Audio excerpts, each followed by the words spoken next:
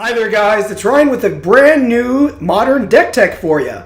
I originally built this deck with the intention of trolling Saffron Olive, only to find that he had a similar concept but different deck design with a similarly named deck with a different concept named. The deck is Tronharmonicon, or Tronharmonicon, or Tron.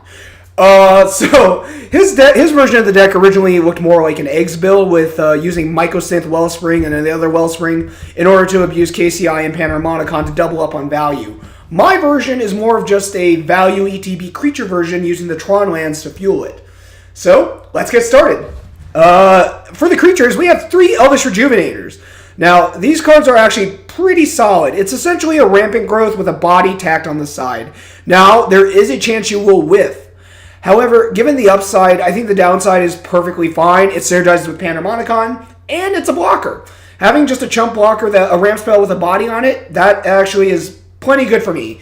Occasionally you rip a Tron land, but even if you're ripping a forest, you're doing just fine. And especially after game 1, sometimes you just want to get lands onto the field because they're going to deal with your Tron setup. And that's a thing. Okay, next up we have Thought-Knot Seer. Thought-Knot Seer, you all know and love it. It is a Thoughtseize on a body. It is really, really good. Sometimes this card's really amazing because, especially, again, game 2, this thing will deal with the hate that your opponent has for your Tron lands. It will sometimes negate their strategy entirely. When I was playing it, I never felt bad playing Thought-Knot Seer and revealing just lands because now I know how much I can commit to the board and what I can and can't do. Overall, Thought-Knot Seer is a good body. Even against burn matchups, you're probably hitting a bolt, and you have a 4/4 body. It allows you to put some pressure onto the board, as well as, just get in there. Okay, next up, we have Wormcoil Engine. Wormcoil Engine is a good card. I found no reason to disinclude from this build. People might complain and go like, oh, it doesn't directly synergize with Panharmonicon. But that's kind of just speaking to how good the card is. Wormcoil Engine is just amazing. We have a meta with a burn-heavy matchup. We need Wormcoil Engine's lifelink. We need the token it leaves behind. It's just way too strong to ignore. That's why we run 2 copies of it. It's still really good. There's no reason not to. Next up, we get into the Spice. The Spice including Sylvan Primordial. Sylvan Primordial is a card you may not have heard of, and especially if you play Commander, as it is super banned because of the ability to resurrect it on turn 1 or 2. I'll just read the card for you real quick, even though you'll probably see an image on the screen. Sylvan Primordial, 5 green, creature avatar, has reach. When Sylvan Primordial enters the battlefield for each opponent, destroy target non-creature permanent that player controls. For each permanent destroyed this way, search your library for a forest card and put that card onto the battlefield tapped, then shuffle your library. It is also a 6/8. So, it is a big boy. It is a very big boy. Often, the way I've played the deck, it will be a Milani Acid Moss, and that's fine. Other times, you're blowing up a Liliana or another Karn, and that's even better. And then you're getting a 6/8 body with reach, which means for the few banned Spirit players still out there, or people shoving out Lingering Souls tokens, this thing will block the crap out of them. And just honestly, an 8-size big bud, it actually reasonably can block a Death Shadow without a Team or Battle Rage. It can reasonably block an Angler.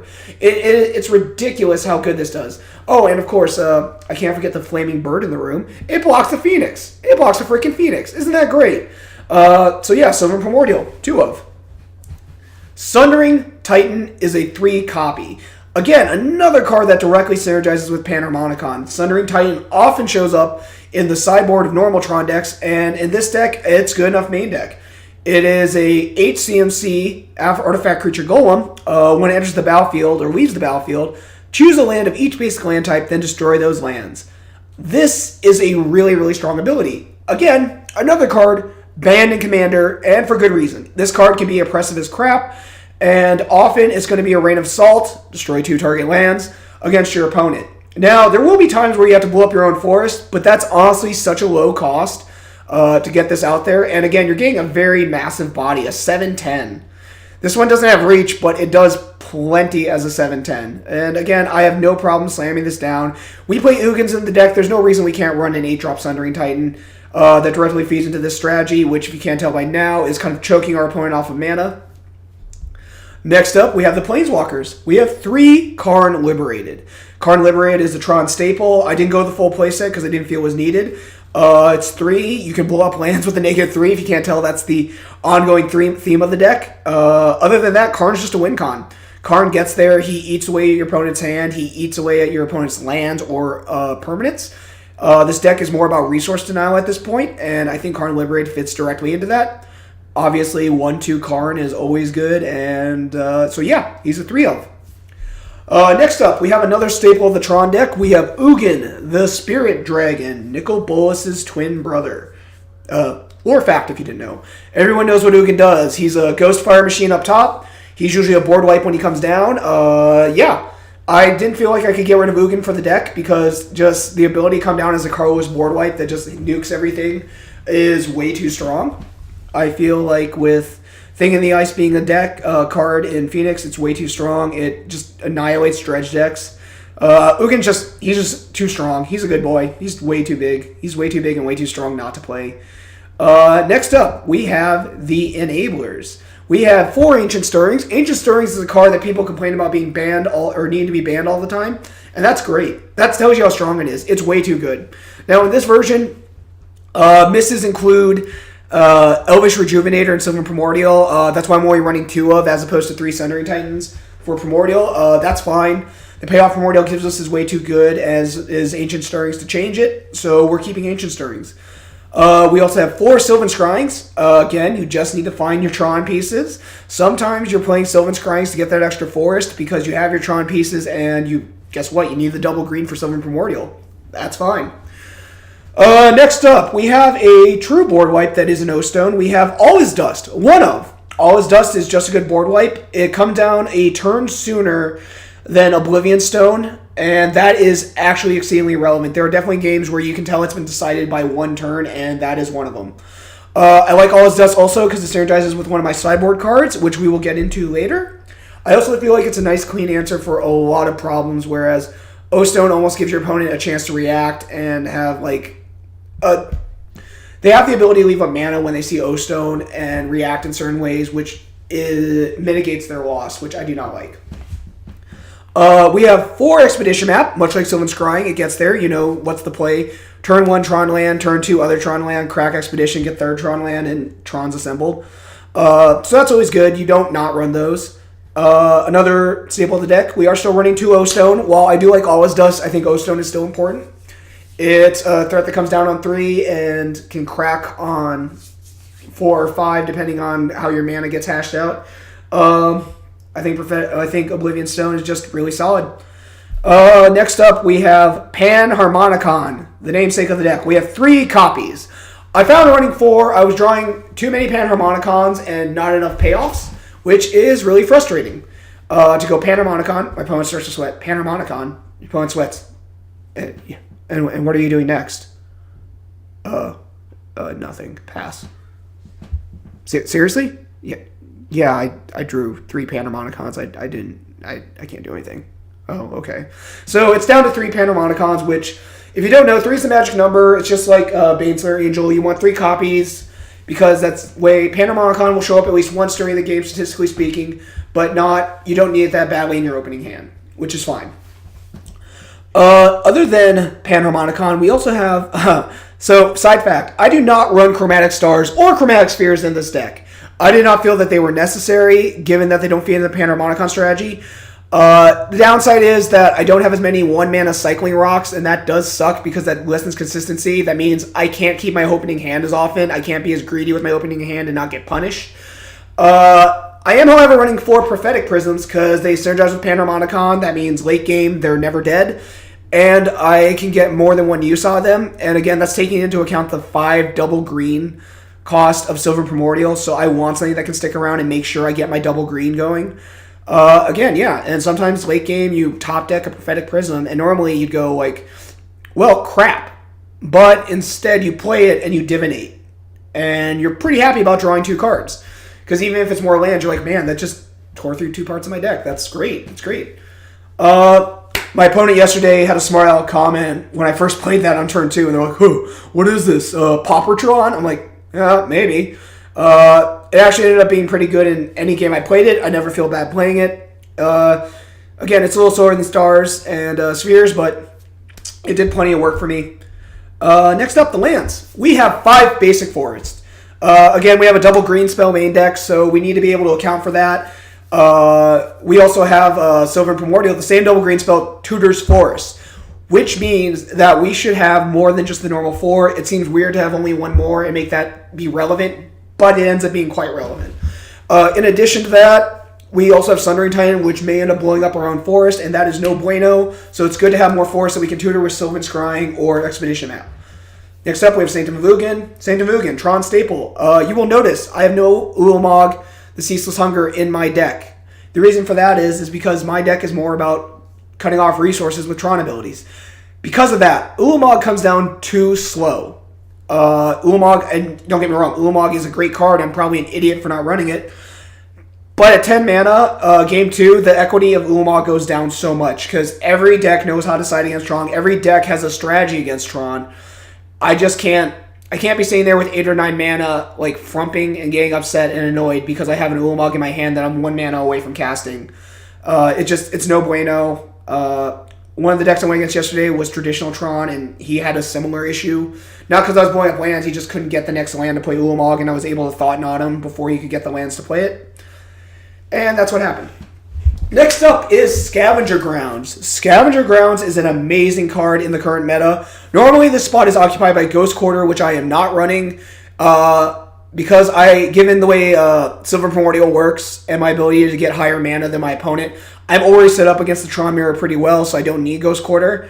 Anyway, Scavenger Grounds. We currently have a meta with Dredge, Angler payoffs, as well as, and that one's minor, as well as Phoenix. Phoenix is the big scary bird in the room. Scavenger Grounds is just good to have. It's less that it's going to be a blowout against them because they'll see it coming. They see it there. Unless they're not paying attention, being reckless, they know it's there.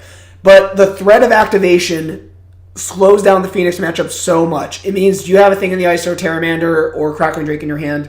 No. Well, I see you kept an opening hand with Phoenixes. I bet you're going to think about looting them now. Or sometimes they loot them and you just activate Scavenger Grounds. You're like, well, I paid 3 mana and sacked a land and I killed 2 of your birds, or 1 of your birds even, and I feel kind of okay about that.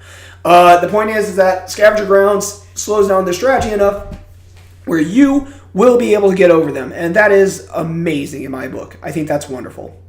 After that, we have a play set of each Urza land. We have 4 Urza's Mine, 4 Urza's Poundland, 4 Urza's Tower, and these are just, they're Urza lands. It's an Urza deck. It's a Tron deck. You're running them. Of course, why wouldn't you? I personally got 1 of each art, to which I was berated yesterday, despite going 4-0 with the deck. That was stupid because someone could play Cryptic, bounce it, and then I might misplay a different land, which is weird considering you're assuming that I am a bad player, but they're just saying, well, no, it just mitigates the chances of you messing up. I'm like, but if I'm a good player, then that should be a non-issue, and I should know to play the land that they bounced.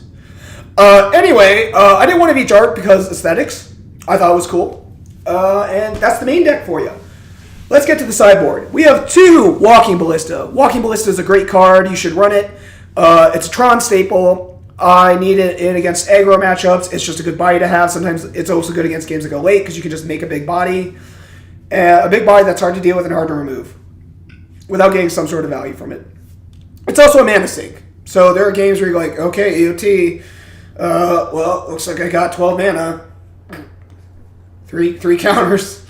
Yeah. Next up, we have 2 Sentinel Totems. Now, you'll note that I didn't have any Relics main deck. I have no Relics in the side, and I'm running 2 Sentinel Totems. There is a slight nuanced reason for that.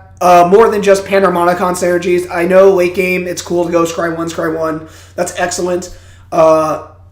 It gets to let you look at possibly 2 cards, or possibly your card that you want's on top. That's fine.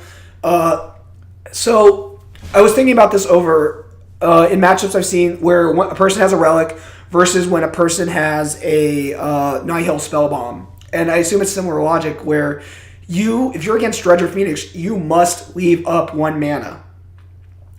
In Tron's case, sometimes that can mean you're leaving up 2 mana that you could have used last turn to go off, but you can't let them do that because they might get the nuts and just go crazy. So I like to get my value when I play the spell immediately because I think that's great. Panharmonicon helps, blah, blah, blah. In addition to that, you get to pay 1 mana and just leave it there. It's just there. It's one-sided, which is slightly irrelevant, as I'll explain with one of my sideboard cards. And And yeah, it's just freaking great. I think Sentinel Totem isn't a staple by any means. In this particular build, based on meta call with how the graveyards are heavy now, I would say it's really solid. If I was more worried about destroying Goyfs, I would obviously run Relic. But since a lot of the graveyard decks are incestuous in that they only interact with their own, it's probably better just to have one Sentinel Totem. Oh god, that's hard. I'm trying to think if I bring it in against Control because of the amount of snaps they have. I think if I have a card that I feel is like totally dead against them, that I can't really resolve, I'll bring it in. But other than that, it's probably mainly for the graveyard decks. Maybe one of them into the against Control, but we'll see. I didn't play against Control yesterday, so we'll see. In addition to Sentinel Tome, I have one copy of Surgical Extraction. Surgical Extraction is probably one of the best cards in the meta right now. We have a graveyard-heavy meta, and as I told many people, because I've been playing Blue-Red Phoenix since like 2 weeks after Guilds of Ravnica, I've had Surgical main deck since then, since the beginning. I think it's an amazing freaking card, and people are like, oh, what if you're not against a graveyard deck? I'm like, okay, I hit Ancient Stirrings. Oh, okay, that seems good. Oh, what if you're against Merfolk? I kill a Lord of Atlantis, I hit Lord of Atlantis. Surgical Extraction is never dead. Unless they're running Rest in Peace, in which case it's a dead card. It is never dead. Surgical Extraction has so much added utility. In addition, technically it's negative card equity unless they have a card in hand because you're hitting a card in the graveyard to exile the rest from their library, but you're also getting to see their hand, which is really, really important. It lets you know how much you can commit to a board, and you're getting so much extra value. After that, we have Dragon's Claw. One copy of Dragon's Claw. Dragon's Claw is there for the burn matchup. Because I ran Ancient Stirrings, I can reasonably dig for Dragon's Claw. In the deck, I think Dragon's Claw is pretty solid. It can just close out burn matches. It's a little bit of a buffer. And I combine it with one other sideboard card. It just pretty much makes it really hard for burn matches to get up on me. Yeah, Dragon's Claw. It's a good card. Core set.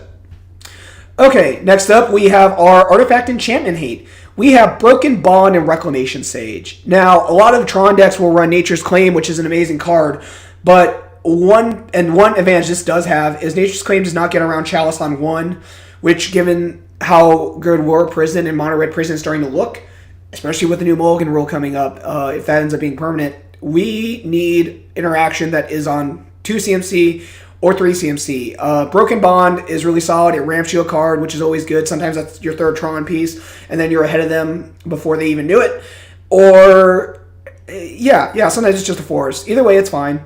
Reclamation Sage is really solid as well. Tronharmonicon synergies are always good, and it's a body. Having a 2-1 body is solid. Sometimes you're blowing up their turn 2 Ascanta, and you feel kind of like a king, because that just gets rid of so much of their card filtering. That's not an optimal play, but it's usually like, oh, I'm hitting a Damping Sphere, and I still have a body left behind. Excellent. And that's great. Next up, we have one copy of Life from the Loam. Life from the Loam is old Tron tech. It is still pretty solid. I'm only running one because I don't want to go heavy in the graveyard because everyone has graveyard hate.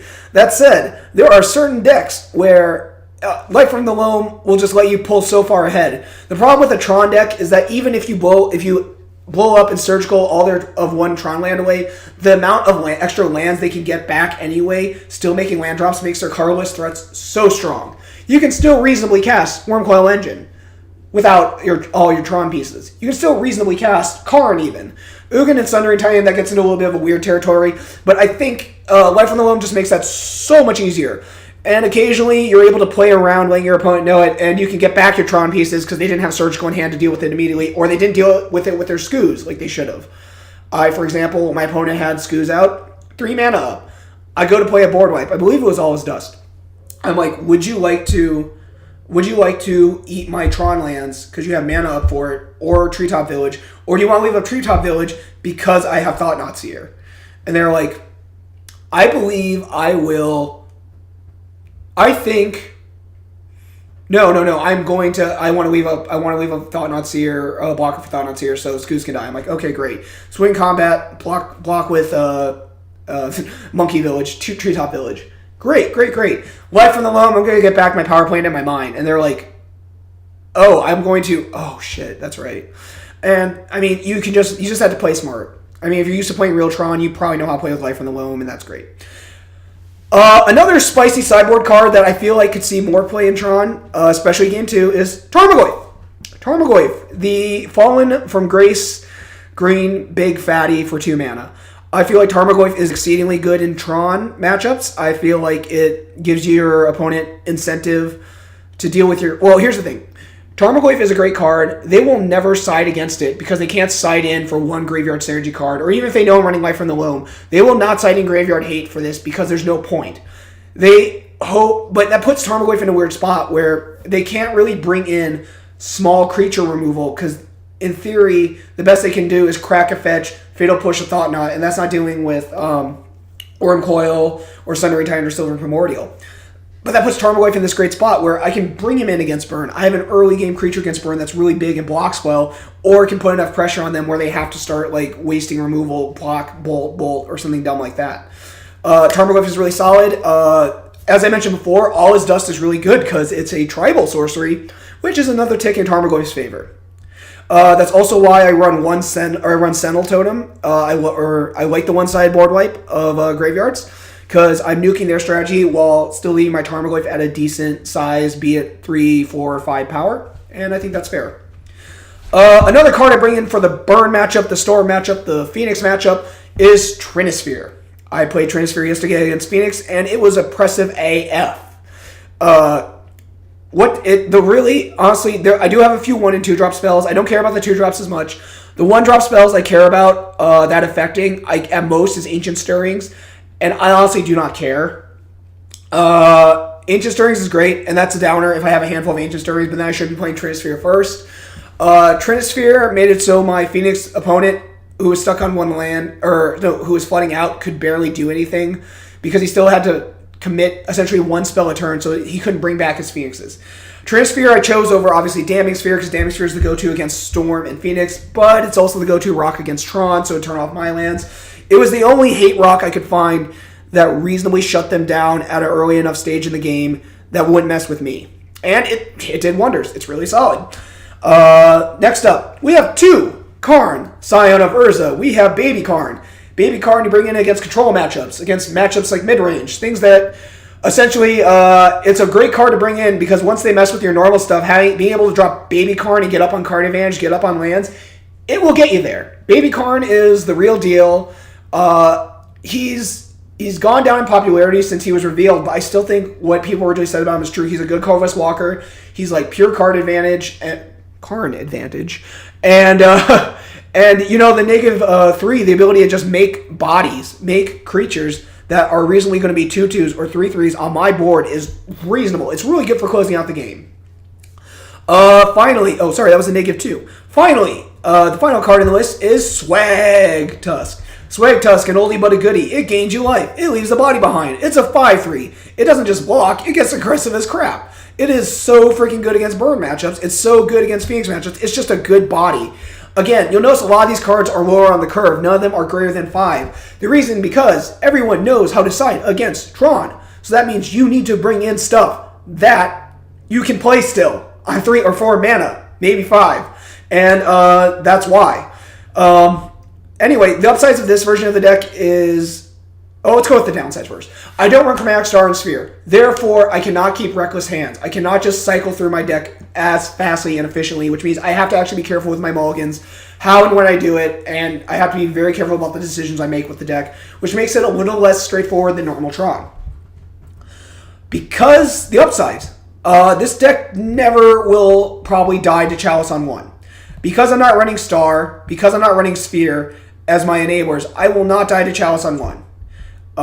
Chalice on 1 will slow down 1 or 2 of my things, but in the prison deck, it's not going to affect me too much. I'm still going to be able to get my lands, get my value, and get things done. Once it gets to 2 mana, it gets a little worse, but again, I'm still not doing too bad. I would still be fine to keep going. I can still drop O-Stone and probably pop it or something dumb like that, and I still think it's fine. Let's see. In addition to that, I believe this deck handles, again, Game 2 Tron Hate. It handles it really well. Most decks handle it decently well. Normal Tron decks already, but I feel like against a Blood Moon, I'm still fine. I'm still playing spells. I'm still fetching. I'm still getting value. I'm still sifting through my deck. I'm still getting there. As opposed to normal Tron, I've seen it just fold to Blood Moon or Ghost Quarter Surgical especially. I've seen Tron decks just fold, which I thought at the time was immature, but... Again, when all of your stuff in the deck is so high CMC and they need the mana to generate this insane value, you can't do anything. If I have a Sylvan Primordial in my hand versus an Ulamog, I look at it and go like, I can reasonably get to 7 mana in this game. I may be at 6 right now, or 5 or 6 right now, but I can get there. If you're at 5 or 6 and you look at an Ulamog in your hand, you're like, dang it. Oh man, I need to draw lands and I need to draw a payoff that's not reasonable. So anyway, I ran this yesterday. I went 4-0 against round 1, Mono Red Phoenix, round 2, Jund Shamans, and round 3, Classic Tron, and the final round, round 4, against Green Black Rock, which, if you played Tron before, that is a horrifying matchup. They have answers to your crap main deck. It is terrifying. I still managed to beat them very, very carefully, but I feel like that's partially because of the way I built the deck. The deck is more resilient to Tron Hate, gives it better longevity, but still has more or less all of the payoffs except for Ulamog. I feel like this is a solid build, and if you have any questions or anything, feel free to leave them in the comment below. I will also leave links to my deck list as well as Saffron's deck list, and if you want to put in a good word for me about having him run this, I wouldn't be opposed. Anyway, I hope you have a good time, and keep playing Magic and having a good one.